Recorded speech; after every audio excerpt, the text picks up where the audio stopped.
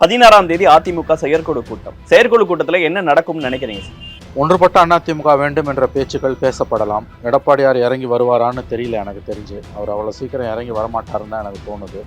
இவங்களாலையும் அவரை வழி கொண்டு வர முடியாது, அவரும் இவங்களை வெளியில் அனுப்ப மாட்டார். ஏன்னா எடப்பாடியை வெளியில் அனுப்புகிற அளவுக்கு இவங்களுக்கு பவர் இல்லை, இவங்களை வெளியில் அனுப்புகிற அளவுக்கு அவருக்கும் பவர் இல்லை. ரெண்டு பேருக்குமே ஒரு கடுமையான மோதல் வரும், காரசாரமான விவாதங்கள் நடக்கலாம். எடப்பாடியை ஓரங்கட்டுற லெவலுக்கு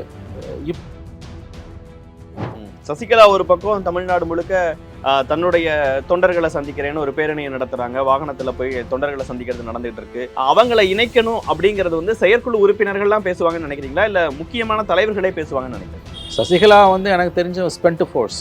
ஓபிஎஸ் சொன்னீங்கன்னா ஓகே, சசிகலா உள்ள எதற்காக அவங்க உள்ள சேர்க்கணும்? ஓபிஎஸ்ஸை சேர்க்க சொல்கிற அளவுக்கு சசிகலாவை சேர்க்க சொல்கிறது குரல்கள் இருக்கான்னு எனக்கு தெரியல. அப்படி இருந்ததுன்னா மறுபடியும் reentry of Sasikala will be a disaster for ADM. ஓபிஎஸ்க்கு என்ன பவர் இருக்குன்னு தெரியல, சசிகலா அவர்களுக்கும் என்ன இருக்குங்க? ரெண்டு பேருக்கும் ஒன்றும் கிடையாது. அப்படி பார்த்தீங்கன்னா ஓபிஎஸ் ஆவது ஒரு is not a disqualified person. சசிகலாவுக்கு என்ன இருக்குது உங்களுக்கு? நாலு தலைவர்கள் சசிகலாவை சேர்க்கணும்னு பேசுகிறாங்கன்னு தகவல் வருதுங்க. ஆவரேஜ் ஏடிஎம்கே கேடர் யாராவது சசிகலாவை கட்சியில் சேர்க்கணும்னு சொல்லியிருக்கானா? எல்லா பகுதிகளுமே நான் சொல்லுவேன். சராசரி அதிமுக தொண்டன் சசிகலா அவங்க இல்லாதது இல்லை, அவங்களை விலக்கி வச்சதும் ஒரு பெரிய பிரச்சனைகளை அதிமுகவுக்கு ஏற்படுத்துதுங்கிற பார்வையில உண்மை இல்லை. கண்டிப்பா கிடையாது. நான் உறுதியா சொல்லுவேன். நான் தொண்டர்கள் மத்தியில் அவங்களுக்கு என்ன இருக்குது? அசம்பிளி எலெக்ஷன்ல 18 இடத்துல டிடிவி தினகரன் பிரிச்ச சில வாக்குகள்னால டிடிவி வேற, டிடிவி கதை வேற. இந்த ஒன்றுபட்ட அதிமுக வரதுல எடப்பாடி பழனிசாமிக்கு என்ன சிக்கல்? ஏன் நான் சொன்னேன் இல்லையா, மறுபடியும் அவர்கள் பிஜேபியோட அலைன்ஸ் வைக்கணும்ன்றதுல கிட்டத்தட்ட மற்ற தலைவர்கள் எல்லாருக்குமே ஒரு ஆர்வம் இருக்குது. ஏடிஎம்கேல அக்ராஸ் த ஸ்பெக்ட்ரம் ஒரு விஷயத்துல எடப்பாடி ரொம்ப உறுதியா இருக்காரு. என்னால ரொம்ப துல்லியமா அதை சொல்ல முடியும். என்ன நடந்தாலும் 26ல பிஜேபியோட கூட்டணி இல்லைன்றதுல தெளிவா இருக்காரு. என்ன வேணா நடக்கும். இல்ல பாஜகவோட கூட்டணி வேண்டாங்கிறத ரொம்ப ஸ்ட்ராங்கா இருக்காருன்னு சொல்லியிருந்தீங்க. பட் ஆனா அந்த கூட்டணியை முறிச்சதுனால என்ன இழப்பை சந்திச்சோங்கிறதையும் ரிசல்ட்ஸ் நம்ம பார்க்க முடிஞ்சது இல்லை. இதை அவர் பெருசா அளவுகோலா எடுக்கல. அவருடைய அளவுகோல் இந்த ரிசல்ட் இப்படிதான் வரும்ன்றது அவருக்கு நல்லா தெரியும். இந்த பார்லிமெண்ட் எலெக்ஷன் ரிசல்ட்ஸ் இப்படித்தான் போகும் என்பது அவருக்கு நன்றாக தெரியும். அது எப்படி சார் ஒரு மிக முக்கிய அவருக்கு அவசியமே இல்லைங்க. மத்தியிலையும் மாநிலத்திலையும் ஆளணுன்ற எண்ணம் திமுக தான். சென்ட்ரல்ல பவர் வேணுன்ற எண்ணம் ஜெயலலிதாவுக்கு இருந்ததில்லை, எடப்பாடிக்கு இருந்ததில்லை, ஓபிஎஸ்க்கு இருந்ததில்லை. அவங்க தெளிவா இருக்காங்க, இங்க பவர் வேணுங்க. சீனியர் லீடர்ஸ்க்கு இல்லையா? இல்ல சீனியர் லீடர்ஸுக்கு அவங்களுக்கு சில நிர்பந்தங்கள் இருக்குது பிஜேபி பகச்சிக்காம இருக்கிறதுக்கு. எடப்பாடி அந்த நிர்பந்தங்களை மீறி அவர் செயல்படுறாரு. ரெண்டாவது, நீங்களே பொதுச் செயலாளராக இருங்க, ஆனா எல்லாரும் ஒன்று சேருங்கன்னு வேலுமணி, தங்கமணி, செங்கோட்டையெல்லாம் சொன்ன பிறகும் அவர் ஏற்றுக்கொள்ள மறுப்பதற்கு காரணம் இந்த பிரிஞ்சு போன இந்த சக்திகள் உள்ள வந்தாங்கன்னா பிஜேபியை நோக்கி. இல்ல ஜெயலலிதா மறைவுக்கு பிறகு எந்த எலெக்ஷன்ல இவர் ப்ரூவ் பண்ணியிருக்காரு இவரோட டெசிஷன் சரியா? That is a problem. Okay, ஆனா நீ பிஜேபியை உள்ள சேர்க்கறதால அடுத்து நீ என்ன செய்ய?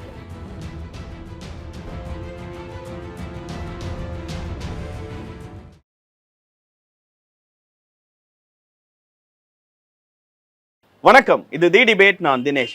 சிறப்பு நேர்காணலில் இன்று நம்மோடு இணைந்திருப்பவர் மூத்த பத்திரிகையாளர் மணி அவர். சார் வணக்கம்.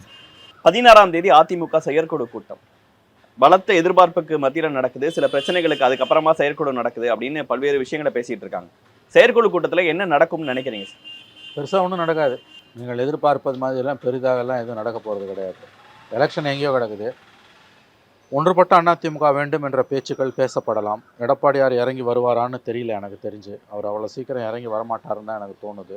இவங்களாலையும் அவரை வழி கொண்டு வர முடியாது, அவரும் இவங்களை வெளியில் அனுப்ப மாட்டார். இந்த டக் ஆஃப் வார் இப்படியே ஓடும் கொஞ்சம் நாளைக்குன்னு தான் நான் நினைக்கிறேன். அதனால் பெரியதாக எதுவும் நடக்க வாய்ப்பு கிடையாது. சில senior leaders already Edappadi Palaniswami அவர்களை சந்திச்சு ஒன்றுபட்ட அதிமுக வேணும், பிரிஞ்சு போனவங்களை மறுபடியும் சேர்க்கணும் அப்படின்னு சொல்லப்பட்ட கருத்துக்கெல்லாம் பின்னாடி நடக்கிற செயற்குழுவில் ஒரு தொடர் தோல்விகளுக்கு பிறகு நடக்கிற ஒரு செயற்குழுவில் எதுவுமே நடக்காம இருக்கணும். இல்லை, எதுவுமே நடக்காது நான் சொல்லலை. பெரிய அளவில் மாற்றங்கள் வர மாதிரி எதுவுமே வராது.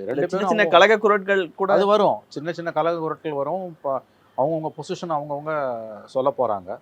அவங்கவுங்க பொசிஷனில் அவங்கவுங்க நிற்பாங்க. ரெண்டு தரப்பும், எடப்பாடி தரப்பும் இந்த பக்கம் எதிர்க்கிறவங்களும் அவங்கவுங்க நிலைப்பாட்டில் உறுதியாக இருக்க தான் போகிறாங்க. அதை தாண்டி அதில் எதுவும் நடக்கும்னு எனக்கு தோணலை. ஏன்னா எடப்பாடியை வெளியில் அனுப்புகிற அளவுக்கு இவங்களுக்கு பவர் இல்லை, இவங்களை வெளியில் அனுப்புகிற அளவுக்கு அவருக்கும் பவர் இல்லை. எனக்கு என்னமோ அப்படி தான் தோணுது. ஆனால் ரெண்டு பேருக்குமே ஒரு கடுமையான மோதல் வரும், காரசாரமான விவாதங்கள் நடக்கலாம். எடப்பாடியை ஓரங்கட்டுற லெவலுக்கு இப்போதைக்கு போக வாய்ப்பு இல்லைன்னு தான் எனக்கு இல்ல அந்த செயற்குழுலயே இந்த மாதிரி விவாதங்கள் நடக்கும்னு நினைக்கிறீங்களா? அப்படிதான் எனக்கு தோணுது. கண்டிப்பாக ஏதாவது ஒரு கட்டத்தில் அதை பேச தான் போகிறாங்க. ஏன்னா நீங்கள் சொன்னது மாதிரி வந்து தோல்விகள், தொடர் தோல்விகள் வந்துட்டு தான் இருக்குது. ஜெயலலிதா மரணத்துக்கு பிறகு இது 4வது தோல்வி, லோக்கல் பாடியோட சேர்த்தா. 2 பார்லிமெண்ட், ஒரு அசம்பிளி, ஒரு லோக்கல் பாடி. எதிர்க்கட்சியாக வந்தால் கூட வந்து கவர்மெண்ட் கையை விட்டு போயிடுச்சு. இன்னைக்கு அதுவும் இந்த தேர்தலில் வந்து 10 மக்களவை தொகுதி தேர்தல்களில் 3வது இடத்துக்கு திமுக போயிருக்கு, அதிமுக போயிருக்கு. இது பெரிய ஆபத்தான போக்கு. 3rd பொசிஷனுக்கு போயிருக்காங்கன்னா டேஞ்சரஸ் சுச்சுவேஷன் தான் இது. அப்போ கண்டிப்பாக உள்ளுக்குள்ள ஒரு அது குறித்த வாத பிரதிவாதங்கள் கண்டிப்பாக நடக்க தான் செய்யும். சசிகலா ஒரு பக்கம் தமிழ்நாடு முழுக்க தன்னுடைய தொண்டர்களை சந்திக்கிறேன்னு ஒரு பேரணியை நடத்துறாங்க, வாகனத்துல போய் தொண்டர்களை சந்திக்கிறது நடந்துட்டு இருக்கு. இன்னொரு பக்கம் இந்த சீனியர் லீடர்ஸ் வந்து சசிகலாவை இணைக்கணும்னு சொல்றாங்க. போற சசிகலா அவர்களும் எடப்பாடி பழனிசாமி எந்த இடத்துலயும் பெருசா விமர்சிக்கல, அரசை தான் விமர்சிக்கிறாங்க. அவங்களை இணைக்கணும் அப்படிங்கிறது வந்து செயற்குழு உறுப்பினர்கள்லாம் பேசுவாங்கன்னு நினைக்கிறீங்களா, இல்ல முக்கியமான தலைவர்களே பேசுவாங்கன்னு நினைக்கிறீங்க? எனக்கு என்னமோ அதில் தலைவர்கள் வந்து வெளிப்படையாக அதை பேசுவாங்களான்னு எனக்கு தெரியல. அது நமக்கு அது உள்ளுக்குள்ளேருந்து அது நடந்த பிறகு தான் நம்மளால் சொல்ல முடியும். சசிகலா வந்து எனக்கு தெரிஞ்ச ஸ்பென்ட் ஃபோர்ஸ். ஓபிஎஸ்ஸை சொன்னீங்கன்னா ஓகே. சசிகலா உள்ளே எதற்காக அவங்க உள்ளே சேர்க்கணும்? அவங்க வந்து இன்றைக்கி வந்து அவங்க டிஸ்குவாலிஃபைடு பர்சன். அவங்க அந்த அம்மா வந்து 27 ஜனவரி வரைக்கும் தேர்தலில் நிற்க முடியாது. அவங்க உள்ளே ஒன்றும் வந்து பதவிக்காகலாம் அவங்க ஒன்றும் அவங்க எலெக்ஷன்லேயே நிற்க முடியாது. அவங்க ஓபிஎஸ் வந்து அவர் வந்து ஒரு ப்ராப்பர் முதலமைச்சராக இருந்தவர். இன்றைக்கி அவரை வெளியில் அனுப்பினதை உள்ளே வரணும்னு அவங்க கேட்குறாங்க. அவங்க வந்து ஓபிஎஸ்ஸை சேர்க்க சொல்கிற அளவுக்கு சசிகலாவை சேர்க்க சொல்கிறது குரல்கள் இருக்கான்னு எனக்கு தெரியல. அப்படி இருந்ததுன்னா மறுபடியும் reentry of Sasikala will be a disaster for ADM. ஓபிஎஸ்க்கு என்ன பவர் இருக்குன்னு தெரியல, சசிகலா அவர்களுக்கும் என்ன இருக்குங்க? 2 பேருக்கும் ஒன்றும் கிடையாது. அப்படி பார்த்தீங்கன்னா ஓபிஎஸ்ஸாவது வந்து ஒரு is not a disqualified person. சசிகலாவுக்கு என்ன இருக்குது உங்களுக்கு? இவங்க அப்படி பார்த்தீங்கன்னா இவங்க கட்சியில் வந்து இவங்க அந்த சமூகத்தை சார்ந்தவர்களுக்கும் முக்கிய பொறுப்புகளை கொடுத்து தான் வச்சுருக்காரு எடப்பாடியார். ஆனால் அந்த கார்டை வச்சு அவரை வீழ்த்துறதுன்றது அவ்வளோ ஈஸி கிடையாது. எம்எல்ஏஸில் 62 பேர் 63 பேர் அவர் கூட தான் இருக்காங்க. அப்படி இருக்கும்பொழுது இவங்களால் வந்து எந்த இதை வச்சுக்கிட்டு நான் சசிகலாவை பற்றி சொல்கிறதுனா, சசிகலாவை எதற்காக ஒரு எடப்பாடி உள்ளே சேர்க்கணும், அல்லது கட்சி எதற்காக உள்ளே சேர்க்கணும்? இல்லை, கட்சியாக யோசிச்சா தொடர்ந்து தோல்விகளை சந்திச்சுட்டு இருக்கோம், பிளவுகளாக இருக்கிறது பார்வையாக இருக்குது. சசிகலா வந்து என்னங்க ஞாபகம் அதை வந்து பலப்படுத்த சில செய்திகள்லாம் வரது, எஸ்பி வேலுமணி அவர்கள் நம்ம கட்சி கண்ட்ரோல்ட இருக்குது, ஆனால் அதுவும் அதை தாண்டி வந்து அரசா நம்ம வந்து ஆட்சி அமைக்கணுங்கிறது முக்கியம் இல்லையா, வெற்றி பெறணுங்கிறது முக்கியம் இல்லையாங்கிறத இந்த சீனியர்ஸ் பேசுனாங்க. அப்படிங்கிற விஷயங்கள்லாம் பார்க்கும்போது அதில் ஒரு கரெக்ட். இப்போ எந்த டேர்ம்ஸில் நீங்கள் அப்படியே சசிகலா உள்ளே இழுப்பீங்க? உள்ளே வந்தாங்கன்னா அதெல்லாம் வந்து ஒட்டகம் டென்ட்டுக்குள்ளே கதையை விடுற மாதிரி. அது சசிகலான்றவங்க ஒரு கட்டத்தில் அதிமுகவை கட்டி ஆண்டவங்க. 87 எம்ஜிஆர் மறைவுக்கு பிறகு 88 ஜனவரியிலேருந்து 2016 வரைக்கும் அதில் ஒரு 12, அதில் ஒரு 16, 28 ஆண்டுகள் வந்து அவங்க தான் அண்ணா ஜெயலலிதாவோட உண்மையான முகமாக இருந்தவங்க. பவரில் இருந்தாலும் இல்லாட்டியும் ஜெயலலிதா உயிரோடு இருந்த பதவியில் இருந்த 15 ஆண்டுகள் அவங்க தான் டிஃபெக்டோ சிஎம்மாக இருந்தாங்க. பதவியில் இல்லாத உண்மையான எதிர்கட்சியாக இருக்கும்போது அதிமுக பொதுச் செயலாளராக சசிகலா தான் இருந்தாங்க. சசிகலாவை பார்க்காம ஜெயலலிதா ஒருத்தருமே பார்க்க முடியாது. 18 வருஷம் கட்டி ஆண்டாங்க. ஜெயலலிதா மரணத்துக்கு பிறகு அவங்க 4 வருஷம் ஜெயிலுக்கு போயிட்டு வந்தோடனே முடிஞ்சு போச்சு. அந்த பழைய ரோல் இல்லை அவங்களுக்கு பழைய ஹோல்டு கிடையவே கிடையாது. அப்படி அதிமுகவையே கட்டி ஆண்டவங்க மறுபடியும் அந்த ரோலை எடுக்கிறதுக்கோ இல்லை வந்து வெற்றி பெற வைக்கிறதுக்கான தன்னுடைய என்னென்ன ஐடியாஸுங்கிறத சொல்றதுக்கான திறமையெல்லாம் அவங்களுக்கு இருக்கும்ல. இல்லை, இப்போ இன்னைக்கு அவங்க என்னவா இருக்காங்கன்னு தான் நீங்கள் சிறைக்கு போவதுக்கு முன்னால் அவங்களுக்கு இருந்த பலத்தையும் இன்னைக்கு இருக்க பலத்தையும் நீங்கள் ஒப்பிட்டு பார்க்க முடியாது. இன்னொன்று, சசிகலான்றது இட்ஸ் அ காம்ப்ளிகேட்டட் ஃபேக்டர். அது அன்னைக்கு அவங்களுக்கு வந்து மரியாதை கொடுத்தவங்க, ஜெயலலிதா இருக்கும்போது மரியாதை கொடுத்தவங்கலாம் எதற்காக கொடுத்தார்கள் என்பது எல்லோருக்கும் நன்றாக தெரியும். ஃபார் வாட் ரீசன்ஸ் அவங்களுக்கு பவர் இருந்ததுன்றது எல்லாருக்குமே தெரியும். இன்றைக்கி அந்த அந்த அந்த கான்செப்ட் இன்றைக்கி இல்லை. இதை புரிந்து கொள்ள வேண்டியவர்கள் புரிந்து கொள்வார்கள். அப்போ அது உண்மையான அன்பின் அடிப்படையில், உண்மையான நட்பின் அடிப்படையில், உண்மையான மரியாதையின் அடிப்படையில் சசிகலா மீது மரியாதை இருந்திருந்தால் கண்டிப்பாக இன்றைக்கி தொண்டர்கள் வந்து அவரோட என்ட்ரிக்கு அவங்களே முன்னின்று குரல் கொடுத்துருப்பாங்க. எப்படியாவது சசிகலாவை கட்சியில் சேர்க்கணும். இன்றைக்கி எந்த குரலுமே அந்த மாதிரி எழலையே. 4 தலைவர்கள் சசிகலாவை சேர்க்கணும்னு பேசுகிறாங்கன்னு தகவல் வருதுங்க. ஆவரேஜ் ஏடிஎம்கே கேடர் யாராவது சசிகலாவை கட்சியில் சேர்க்கணும்னு சொல்லியிருக்கானா? எல்லா பகுதிகள்லையுமா? எல்லா பகுதிகளுமே நான் சொல்லுவேன். சராசரி அதிமுக தொண்டன் சசிகலா சவுத்ல அவங்க இல்லாதது இல்லை, அவங்களை விலக்கி வச்சதான் ஒரு பெரிய பிரச்சனைகளை அதிமுகவுக்கு ஏற்படுத்துதுங்கிற பார்வையில உண்மை இல்லையா? கண்டிப்பா கிடையாது. நான் உறுதியா சொல்லுவேன். நான் தொண்டர்கள் மத்தியில் அவங்களுக்கு என்ன இருக்குது? அசம்பிளி எலெக்ஷன்ல 18 இடத்துல டிடிவி தினகரன் பிரிச்ச சில வாக்குகள்னால டிடிவி வேற, டிடிவி கதை வேற. டிடிவி அதிமுக விட்டு வெளியில போயிட்டாரு. நான் உண்மையான அதிமுகன்னு சொல்லலை. ஓபிஎஸ் சசிகலா நான் தான் அதிமுகன்னு சொல்லிட்டு இருக்காங்க. அவங்க எல்லாருமே கிளைம் பண்றது ஜெயலலிதா அவர்களின் வாக்குகளை தான். டிடிவி கதை வேறங்க. டிடிவி கிட்ட ஓட் பேங்க் கொஞ்சம் இருக்குதுங்க. சசிகலா கிட்ட என்ன இருக்குது?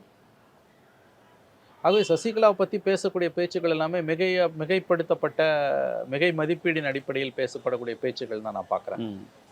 இல்ல இந்த ஒன்றுபட்ட அதிமுக வரதுல எடப்பாடி பழனிசாமிக்கு என்ன சிக்கல்? ஏன் இவ்வளவு அதான் நான் தயக்கம்? சொன்னேன் இல்லையா, மறுபடியும் அவர்கள் பிஜேபியோட பிஜேபியோட அலைன்ஸ் வைக்கணுன்றதுல கிட்டத்தட்ட மற்ற தலைவர்கள் எல்லாருக்குமே ஒரு ஆர்வம் இருக்குது. ஏடிஎம்கேல அக்ராஸ் த ஸ்பெக்ட்ரம் ஒரு விஷயத்தில் எடப்பாடி ரொம்ப உறுதியாக இருக்கார். என்னால் ரொம்ப துல்லியமாக அதை சொல்ல முடியும். என்ன நடந்தாலும் 26 பிஜேபியோட கூட்டணி இல்லைன்றதுல தெளிவாக இருக்கார். என்ன வேணால் நடக்கட்டும். 24 எலெக்ஷனில் அவர் பிஜேபியை விட்டுட்டு தனியாக போனது காரணமே 26 நான் பிஜேபியோட போகமாட்டேன்ற நம்பிக்கையை மக்கள் மத்தியில் ஏற்படுத்தணும். 14% முஸ்லிம் மைனாரிட்டிஸ் ஓட்ஸ் தான் நம்ம ஏடிஎம்கே தோற்றதுக்கு காரணம்னு அவர் நம்புகிறாரு. அண்ட் திமுக எவ்வளோ தான் நல்லது பண்ணாலும் 5 வருஷம் ஆட்சிக்கு முடிச்சுட்டு போகும்போது ஒரு ஆன்டி இன்கம்பன்சி இருக்கும்.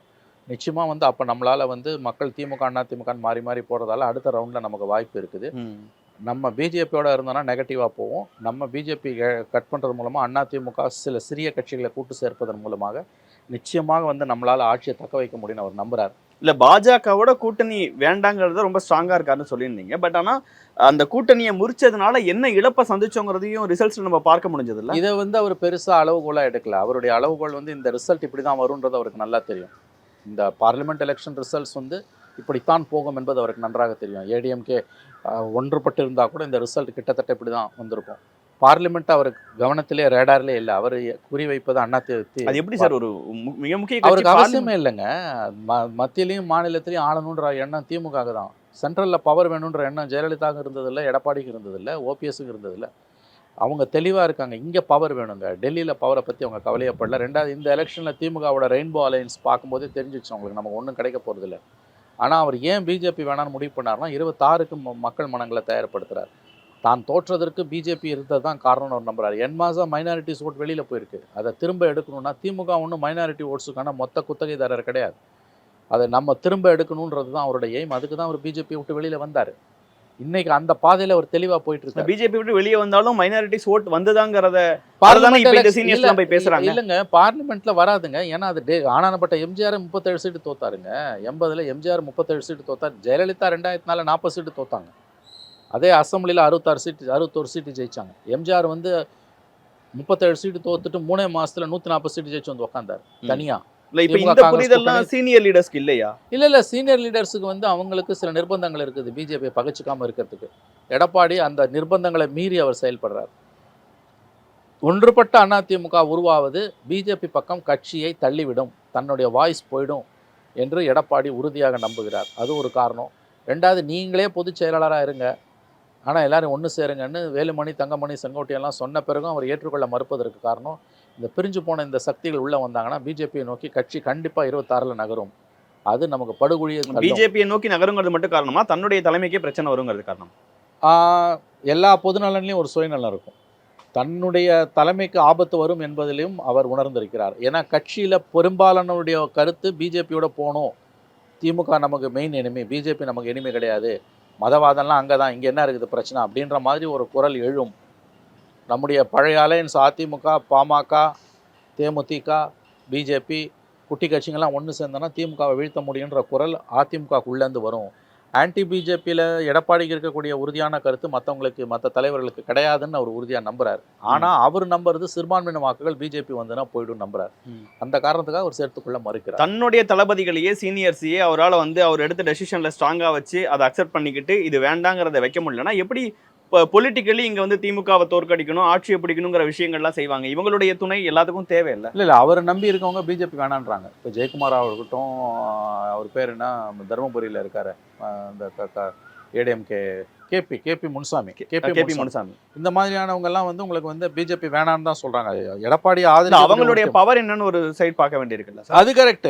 இப்போ எடப்பாடி இதுல உறுதியா இருக்காரு. நான் ஒண்ணு கேட்கறேன், உங்களுக்கு இவ்வளவு ஜெயக்குமாரோடைய பையனே டெபாசிட் இழக்கிற அளவுக்கு இருக்கு. சரி, இப்போ மத்தவங்க யாரு ஜெயிச்சான்? வேலுமணி, தங்கமணி சார்பான இருக்கிறவங்க யாராவது ஜெயிச்சா? போட்டி போட ஜெயக்குமாரே தோல்வி அடைஞ்சாரு சார். ஜெயக்குமார் இந்த ஒரு பக்கம் அந்த சீனியர் 6 பேருமே வந்து தோல்வி அடையாது. நான் ஒண்ணு கேட்கறேன், உங்களுக்கு தேர்தலே அவங்க யாரும் போட்டி போடலையா? இந்த அதிமுக கேண்டிடேட் லிஸ்ட் 40 பேர்ல கேன் யூ நேம் ஃபியூ? அது எடப்பாடி பழனிசாமி அவரோட டெசிஷன் இல்ல, அவரு சொல்லியிருந்தாரு. இல்ல இவங்க எல்லாம் போட்டி போடாமலே ஒதுங்கினாங்க. இவங்க சார்பா ஜெயலலிதா உயிரோட இருந்திருந்தா இவங்க வாரிசுகளாவது இவங்களுக்கு தெரிஞ்சவங்களாவது வந்திருப்பாங்க. ஆனா வரவே இல்லையா? நீங்க அட்லீஸ்ட் வந்தா தோத்து போறாங்க. எல்லாருக்கும் தெரியுங்க இந்த ரிசல்ட் என்னன்னு. ஏடிஎம்கே உள்ளே எல்லாருக்கும் தெரியும் இது 40-0ன்னு. நம்மளை விட அவங்களுக்கு நல்லா தெரியும். அதனால் இந்த தேர்தலை அளவுகோலாக வச்சு நீங்கள் அசம்பிளி எலெக்ஷன் முதல்ல பேசாதீங்க.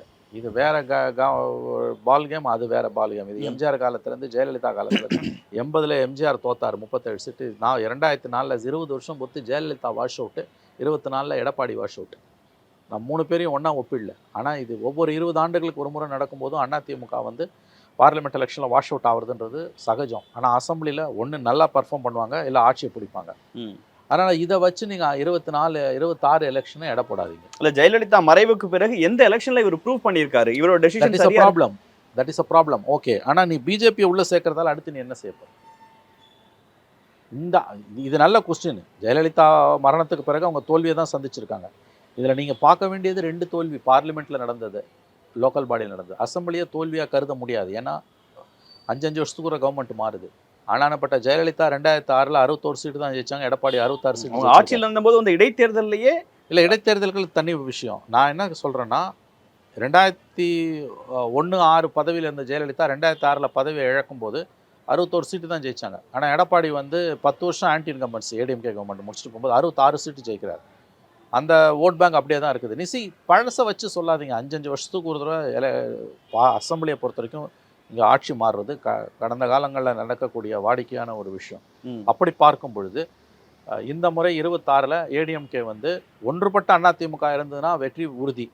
ஒன்றுபட்ட அதிமுக இல்லைன்னா கண்டிப்பாக உங்களுக்கு தோல்விக்கு வாய்ப்புகள் அதிகம். ஆனால் எடப்பாடியோட கோணத்துலேருந்து நான் சொல்கிறேன் இந்த விஷயத்த. அவர் என்ன நடந்தாலும் பிஜேபியோட அலையன்ஸ் வேணாம், அதில் உறுதியாக இருக்கார். இந்த ஒன்றுபட்ட அதிமுக உருவாவது கட்சியோட மெஜாரிட்டி ஒப்பீனியன் பிஜேபியை நோக்கி நகர்த்தும். நம்மளோட கரங்கள் பலவீனமாகும். தன்னுடைய தலைமைக்கு ஆபத்து வரும்னு அவர் நம்புறார். நீங்கள் கேட்டது கரெக்டு. எல்லா பொதுநலனையும் ஒரு சுயநலம் இருக்கும்.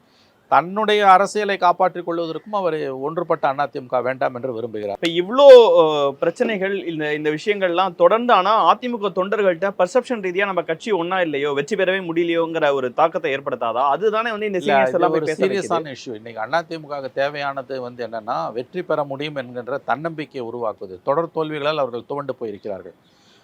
வெற்றி பெற முடியுன்ற தன்னம்பிக்கை வந்ததுனால தான் வெற்றி பெற முடியும். ஜெயலலிதா வந்து 2006-11 4.5 வருஷம் சோர்ந்துட்டு கடைசி ஒரு 3 மாதம் திருச்சியில் ஒரு மாநாடு நடத்தினாங்க, மதுரையில் ஒரு மாநாடு. அழகிரி ரொம்ப மிரட்டல் விட்டார். அதையும் மீறி போய் அங்கே நடத்தினாங்க. பார்த்தீங்களா? அப்போ தான் மக்கள் மத்தியில் அது மாற ஆரம்பிச்சுது. அதுக்கு பிறகு 10 வருஷம் அதிமுக ஆட்சியில் இருந்தது. இன்றைக்கி துவண்டு போயிருக்கிற அதிமுக தொண்டனை தட்டி கொடுத்து அவனை வந்து நம்பிக்கையோடு வெளியில் கொண்டு வரத்துக்கு என்ன தேவைன்னு கேட்டிங்கன்னா, கண்டிப்பாக ஒரு நம்பிக்கையை எடப்பாடி ஊட்டணும். அது அவர் எப்படி செய்ய போகிறார் என்னன்றது தெரியல. மற்றவங்களுக்கும் அந்த பொறுப்பு இருக்குங்க. எல்லாரும் எடப்பாடியை மட்டுமே கேள்வி கேட்குறாங்களே ஒழிய மற்றவர்களும் அந்த ஏன் வந்து நம்ம ஆட்சியை பிடிக்கிறதுக்கு அவங்க அந்த ஐடியாவை சொல்றாங்க, அதை புரிஞ்சுக்க மாட்டாங்க. பிஜேபியோட அலையன்ஸ்ல அவங்களோட பாயிண்ட் என்ன? இல்ல, பிஜேபி வேண்டாம், எல்லாரும் கட்சியை ஒன்று சேருங்க அப்படின்னு சொல்றதுல அவருக்கு பாயிண்ட் இருக்கான்னு டிஸ்கஸ் பண்ணணும்ல. அதையும் டிஸ்கஸ் பண்ணுவாங்க. இது நீங்க வந்து அவங்க பொசிஷன் எடுத்து பேச முடியாது. நீங்களும் நானும் வெளியில வந்து பேசும்போது ஒரு லிமிட்டுக்குள்ள தான் நம்ம பேச முடியும். ஒரு லிமிட்டை தாண்டி நம்ம பேச முடியாது. ஏன்னா இது 1000 இருந்தாலும் இன்னொரு கட்சியோட உள் விவகாரம். பட் எந்த ஒரு கட்சியை பற்றியும் விவாதிப்பதற்கான உரிமை வந்து திருவாளர் பொது ஜனத்துக்கு இருக்குது. ஏன்னா வந்து every political party is a public organisation. அதனால் நம்ம பேசுகிறோம். ஆனால் அதில் இருக்கக்கூடிய லிமிட்ஸ் என்னன்னு கேட்டிங்கன்னா, அவங்க இப்படி செய்யணும் அப்படி செய்யணும் நம்ம வந்து அறுதிட்டு நம்ம உத்தரவு போட முடியாது. அதை புரிந்து கொள்வது தான் நம்ம வேலையை ஒழிய அவங்கள நிர்பந்திப்பது நம்முடைய வேலையை அல்ல. நிறைவாக இந்த விஷயத்தை பொறுத்த வரைக்கும் எல்லாரும் அவ்வளோ விஷயங்களை இப்போ நீங்கள் சொல்கிற ஆங்கிள்லேருந்து எல்லாத்தையும் யோசிச்சுட்டு அதற்கு பிறகு தான் ஒன்றுபட்ட அதிமுக தேவைங்கிறது தான் இந்த சீனியர்ஸ் போய் சொல்லியிருக்காங்கிறதுக்கு பிறகு நடக்கும்போது யாராவது ஒருத்தங்க அதுல இருந்து இவரோட பாயிண்ட்டை புரிஞ்சுக்காம பேசினாலுமே இந்த செயற்குழு உள்ள ஒரு நிறைய பிரச்சனைகளை சந்திக்கிற மாதிரி. நீங்க நினைக்கிற மாதிரி செயற்குழுல வந்து வெட்டுக்குத்தலாம் நடக்காது. செயற்குழுல கண்டிப்பா பிரச்சனை இருக்கும். அதாவது வந்து காரசாரமான விவாதம் இருக்கும், டக் ஆஃப் வார் இருக்கும். ஆனா எழுதி வச்சுக்கோங்க, 2 தரப்பும் அவங்க நிலைப்பாட்டிலேருந்து மாறப்போவதில்லை. இல்லை, இதே மாதிரி ஒரு கூட்டத்தில் தான் ஓபிஎஸ் அவர்கள் மேலே இல்லை, அது வந்து ஓபிஎஸ் நீக்கின மாதிரி மற்றவங்களை வந்து எடப்பாடி நீக்க போகிறதும் கிடையாது. எடப்பாடி நீக்கிற அளவுக்கு இன்னைக்கு அதிருப்தியாளர்களுக்கு வலிமையும் கிடையாது. அவர் மாதிரி ஒருத்தர் உட்கார வச்சுட்டு இன்னொரு சீனியர் வந்து அவங்கள சேர்க்கணும்னு பேசுறதே பெரிய விஷயம் தானே சார்? இல்லைங்க, பெரிய விஷயம் சின்ன விஷயம் நீங்கள் சொல்கிறீங்க. நான் ஒன்று தான் உங்களை கேட்குறேன். இந்த செயற்குழுவில் ஒன்றும் வானத்தையே வில்லா வளைக்கிற மாதிரி எதுவும் நடக்க போகிறதில்ல. எர்த் ஷேக்கிங்காக ஒன்றும் நடக்காது. அவங்கவுங்க அவங்க பொசிஷனில் நிற்க போகிறாங்க, கூடி கலைய போகிறார்கள், பேசிட்டு கலைய போகிறாங்க. எடப்பாடியே இந்த 6 பேர் குரூப்போ 10 பேர் குரூப்போ வீட்டுக்கு அனுப்ப போகிறது கிடையாது. எடப்பாடி இவங்களை வெளியில் அனுப்ப போகிறது கிடையாது. 2 பேரும் அவங்கவுங்க பொசிஷனில் உறுதியாக தான் நிற்கிறாங்க. இந்த வாதம் கொஞ்ச நாள் நடக்கும். மேபி சம் அதர் டைம், இன்னும் கொஞ்ச நாள் பொறுத்து, இன்னும் எலெக்ஷன் 25 ஜனவரிக்கு பிறகு அடுத்த தேர்தல்கள் நெருங்கி வர காலகட்டத்தில் வேணால் எதனால் நடக்கலாமே ஒழிய இப்போதைக்கு ஸ்டேட்டஸ் கோ வில் கண்டினியூ. 2 தரப்பும் அவங்கவுங்க பொசிஷனில் உறுதியாக இருப்பாங்க. பெருசாக எதுவும் இந்த செயற்குழுவில் நடக்காதுன்னு நான் நம்புகிறேன்.